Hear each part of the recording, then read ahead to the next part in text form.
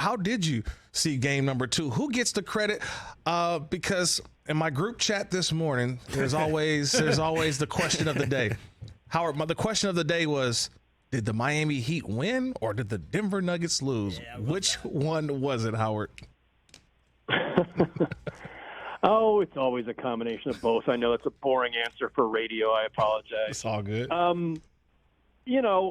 The Heat missed a ton of open shots in game 1. And when Michael Malone had to reiterate last night after the loss that, hey, I wasn't messing around or just doing coach speak when I said I didn't think we played really well in game 1 when we won and that I was worried.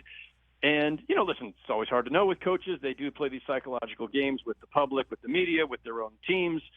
But the Heat had a bunch of open threes that they would normally make in game 1, and they missed a ton of them, whether that was fatigue, coming off of a 7-game series and a quick turnaround, whether that was elevation, whether that was just being out of sorts in general, whether that was Nuggets defense, whatever. They were open shots, right? These weren't forced shots. So there was a reason to believe the Heat were going to shoot better in game 2. And they did by a long shot. I think they made close to, somewhere around 50% of their threes. So that's a big part of it. I thought Jimmy Butler was a little bit more assertive, and that mattered. Look, they did make some adjustments that led to the big theme or one of the themes of last night in the postgame, which was Jokic became more of a scorer, less of a playmaker. And did that throw off something with the Nuggets? Maybe. I mean, they still had a chance to tie it in that last possession with Jamal Murray missing the 3 as time expired. But, it's a little of everything. Yeah, I feel like it's a little of everything, but at the same time, you kind of know who I would say your standouts are, right? I'm looking at this series now, and we know what Jokic is. We know what Jamal Murray is. We know about Jimmy Butler, Bam Adebayo. Those 4, right? Because you have to have, the duos on each team.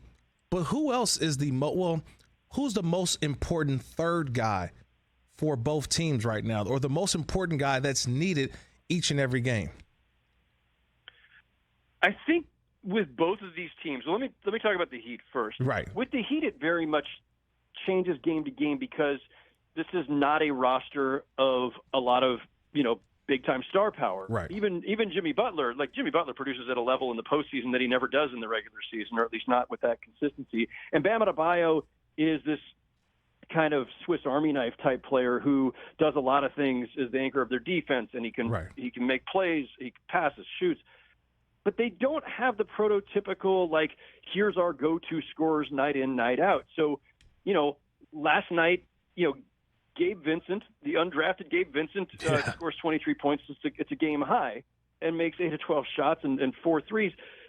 But the next time it might be Max Strus or, could actually be Caleb Barton, who actually, who had a phenomenal conference finals, of course, and was in the running, narrowly missed beating out Jimmy Butler for MVP of the conference finals. It's going to vary for the Heat from night to night as to who their top scorers are.